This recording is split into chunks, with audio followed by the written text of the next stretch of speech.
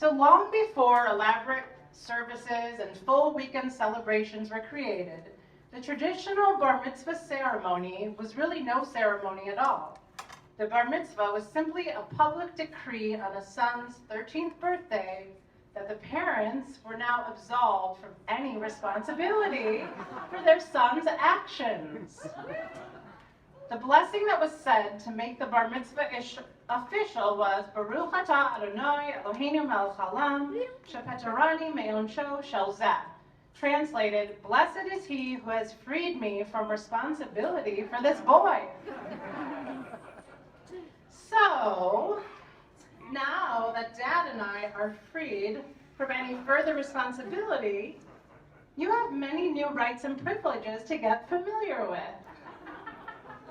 According to Jewish law, a bar mitzvah boy is now allowed to possess personal property, get married, and you are commanded to follow all 613 laws of the Torah. Let's explore those newfound legal adult status a little bit further.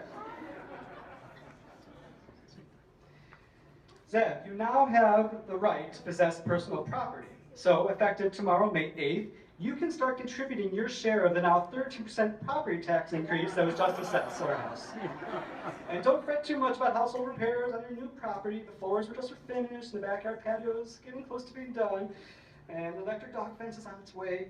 So that part's covered. But there's a few minor household projects that need tending to, so hey, thanks for taking care of that and your share of the new property. Number 2, Zev. Despite what your Torah reading said today, you actually now have the right to legally marry a person of your choosing. If an arranged marriage, whoever you choose, if an arranged marriage is desired, we have several prospective families to discuss this with tonight. You'll need to give us a short list of attributes that you're looking for in a bride or groom, and we'll put out a few feelers. And luckily, now that the bar mitzvah planning is winding down, my schedule is totally open for wedding planning. Zev, you are now commanded to follow all the 613 laws of the Torah. In addition to some of the more well-known commandments, there are also some that are more obscure that we can explore together. For example, personally performing a ritual lamb slaughter on Passover.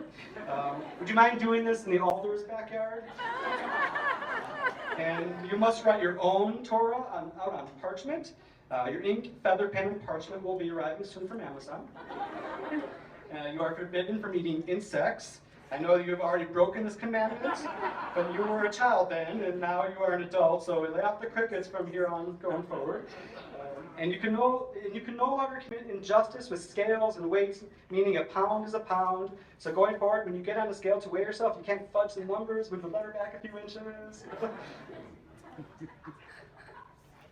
Another important thing now, Zev, that you're a man, is of course, you must honor and reverently fear your father and mother. So, even though you have all these new adult responsibilities, you still have to listen to what we say. And Zev, what we have to say tonight is that we love you now and forever and always. We always have your back, and we're so proud to be your parents. Mazel tov and welcome to adulthood!